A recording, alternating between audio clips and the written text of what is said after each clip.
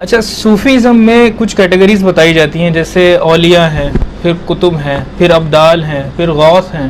تو یہ ساری کیٹیگریز کس نے ڈیفائن کی؟ یہ انہوں نے کی ہے سر. جنہوں نے اپنے سلسلے ڈیفائن کیے، جنہوں نے اپنی جماعتوں، جیسے آپ کو ایک اس کو ہرارکی کہا جاتا ہے نا، جیسے کہا گیا ایک چیف منسٹر ہے، ایک سیکٹری ہے، فلاں وزیر ہے، یہ انہوں نے اپنی ہرارکیاں خود بنائی. سبحان اللہ. اب آئیے، جو میں نے شروع میں بات کی تھی، یہ بڑی یونیک بات بتا رہا ہوں، ہو سکتا ہے کئی لوگوں کے لیے نئی بات ہوگی کہ اولیاء کرام کا اس پوری دنیا میں ایک روحانی اسٹرکچر ہے، یعنی اس پوری دنیا کے نظام کو چلانے کے لیے کس طرح ذمہ داریاں بانٹی گئی ہیں. اب سنتے جائیے اور ایمان تازہ کرتے جائیے. یاد رہے کہ ہر دور میں اللہ کے ولی ہوتے ہیں اور انشاءاللہ قیامت تک یہ سلسلہ جاری رہے گا.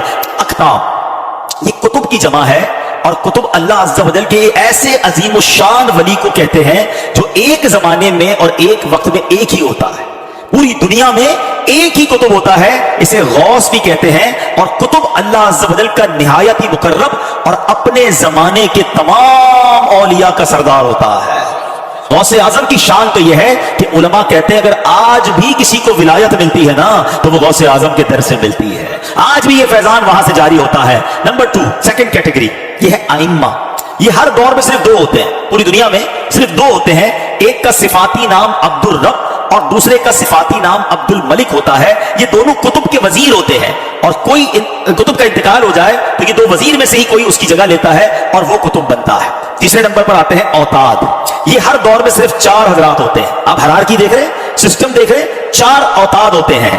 اللہ عز و جل ان چاروں کے ذریعے جو 4 ڈائمنشن ہیں، east, west, north and south, ان چاروں جہتوں کی حفاظت فرماتا ہے. سب کے پاس ایک ڈائریکشن ہوتی ہے جس کو یہ دیکھ رہے ہوتے ہیں. چوتھے نمبر پر ابدال. یہ ہر دور میں 7 ہوتے ہیں. ان کے ذریعے اللہ تعالیٰ 7 زمینوں کی حفاظت فرماتا ہے. پانچویں نمبر پر نقبا ہوتے ہیں. یہ ہر دور میں صرف 12 ہوتے ہیں، اور ان میں سے ہر نقیب آسمان کے جو 12 برج ہوتے ہیں ان کی ایک ایک برج کی خاصیتوں کا عالم ہوتا ہے. چھٹے نمبر پر آتی ہے بات نجبا کی. یہ ہر دور میں 8 سے کم یا زیادہ نہیں ہوتے، 8 ہوتے ہیں. ان حضرات کو احوال سے ہی قبولیت علامات ظاہر ہوتی ہے. 7ویں نمبر پر رجب ہوتے ہیں. یہ ہر دور میں 40 ہوتے ہیں. یہ ایسے بندے ہیں جن کا حال اللہ سبحانہ کے ساتھ ہے. 8ویں نمبر پر ہر زمانے میں 300 افراد ہوتے ہیں جن کو کہا جاتا ہے خود نبی پاک کی حدیث ہے جو کچھ نہ چلایا فرشتہ اللہ کے ساتھ بناتے ہیں. یہ قلب آدم ہے. اس زمانے کا مطلب یہ ہے کہ 300 افراد ایسے ہوتے ہیں جو قلب آدم علیہ السلام ہوتے ہیں. ہر دور میں 40 ہوتے ہیں جو قلب نوح علیہ السلام ہوتے ہیں. نبی پاک نے فرمایا میری امت میں ہمیشہ 40 آدمی قلب نوح علیہ السلام ہوں گے. سبحان اللہ. 10ویں نمبر پر قلب ابراہیم علیہ السلام کے مطابق خود نبی پاک فرماتے ہیں کہ ان کا مقام ہر طرح کی شکوک سے بلند بنا ہے، سلامتی کا مقام ہے. یہ ہر زمانے میں 7 افراد ہوتے ہیں. 11ویں نمبر پر کیٹیگری ہے قلب جبرائیل علیہ السلام کے مطابق. ان کی تعداد ہر دور میں 5 ہوتی ہے. حدیث نہیں کہا اس طریقے کی ولایت کے بادشاہ ہوتے ہیں. 12ویں نمبر پر قلب میکائیل علیہ السلام کے مطابق. یہ ہر زمانے میں 3 ہوتے ہیں. 14ویں نمبر پر قلب اسرافیل علیہ السلام کے مطابق. یہ ہر دور میں 1 ہوتی ہے. پھر رجال الغیب آتے ہیں.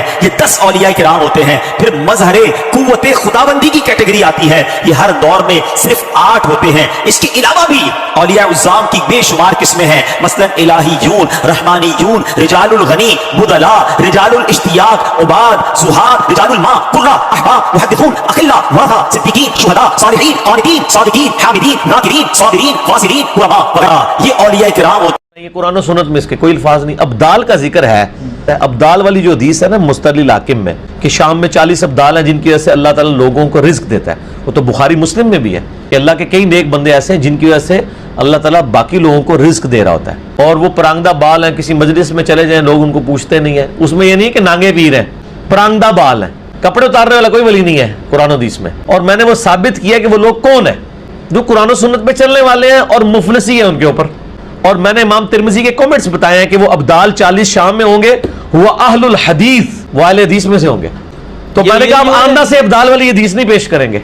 یہ میرا کلپ چڑھا ہوا ہے سر، ہزاروں لوگ دے چکے ہیں. مسئلہ 131D کا یہ کلپ ہے. وہ تو امام ترمذی نے لکھ دیا کہ وہ اہل الحدیث ہیں، ابدال اہل الحدیث ہیں. اب اہل حدیثوں سے آپ پوچھ لیں کہ ابدال کا مطلب کیا ہے، وہ آپ کو بتا دیں گے. وہ کہیں گے یار ابدال کیا، اللہ ہی اللہ ہے. اہل حدیث کی ڈکشنری میں تو اللہ یا نبی ہے، تیسرا تو بندہ ہی کوئی نہیں سرکار بیچ ہے. ٹھیک ہے نا جی. وہ جس لیول پہ بھی پہنچ رہے ہیں، نہ وہ اپنی عبادت کرواتے ہیں، نہ اپنے سامنے کسی کو جھکواتے ہیں، اور نہ اپنے آپ کو ڈکلیئر کرتے ہیں کہ میں عارف آخر ہوں. ان کا تو بچہ بھی اٹھ کے ان کا کہتا ہے یار یہ آپ نے جو بات کی ہے تو حدیث میں لکھی نہیں ہوئی ہے، وہ وہی پیچھے ہٹ جاتے ہیں. یہ تو خوبصورتی ہے نا سمجھ کی. میں ڈاکٹر ذاکر نائک کے بارے میں سن رہا تھا. ڈاکٹر ذاکر نائک کہتے ہیں میں ایک ایئرپورٹ کے اوپر اترا، وہاں ایک ہندو پروفیسر عورت بھاگتی رہی. اس نے کہا ڈاکٹر صاحب آپ تو بھگوان ہیں، اور کہتے ہیں میرے قدموں میں گرنے لگی تو میں اسے پکڑ لیا. میں نے کہا بی بی کدھر مروانے لگی ہو. اللہ، یہاں لوگ پاؤں چوم رہے ہوتے ہیں جا کے.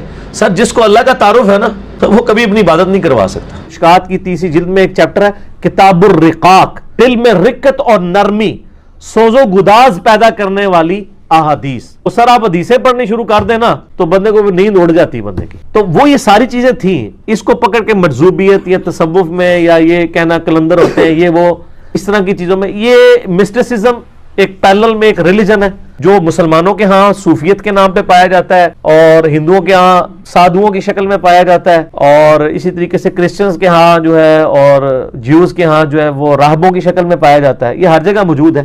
बाकी इसका ये यानी इन्हीं दीन की बिगड़ी हुई शक्लें हैं। शरीयत में कोई ऐसा मसला नहीं है। वो कहते हैं वो अब्दाल है जी, अब्दाल वाली हदीस पढ़ो तो सही, और शाम में अब्दाल होंगे सारे के सारे। वो तिरमिजी में साथ इमाम तिरमिजी ने लिखा है कि इमाम बुखारी के उस्ताद जो है ना इमाम मदीनी कहा करते थे वो अहलुल हदीस होंगे, ना आले ठोक जाएंगे अब्दाल ना दे। अहलुल हदीस का लफ्ज लिखा हुआ है सर तिरमिजी के अंदर, मिशकात में भी आप तीसरी जिल्द में पढ़ लें, क्योंकि वो बुखारी की हदीस है ना कि इन गरीब लोगों की वजह से अल्लाह ताला रिस्क देता है दुनिया में लोगों को, क्योंकि मुस्लिम शरीफ में हदीस है जब तक एक भी अल्लाह अल्लाह कहने वाला मौजूद है ना जमीन पर क़यामत नहीं आएगी।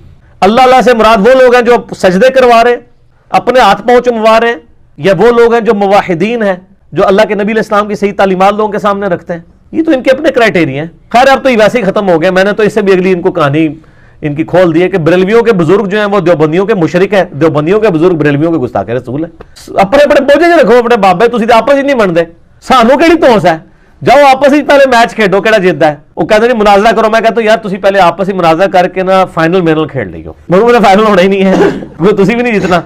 तो ये सारी कहानियां इन्होंने कराई हुई है। हाकिम में एक रवायत मौजूद है मौला अली अलैहिस्सलाम से, आपने फरमाया कि अहले शाम को बुरा मत कहो, वहां पे अब्दाल होंगे। वो अब्दाल यानी वो अब्दाल का लफ्ज पकड़ लिया इधर गौस को, तब अब्दाल इन्होंने रंग भरने शुरू कर दिए। अल्फाज तो मौजूद होते हैं लेकिन वो कौन से हैं वो तिरमिजी में आ गए, वो आलुल हदीस होंगे यानी किताब सुन्नत पे चलने वाले होंगे।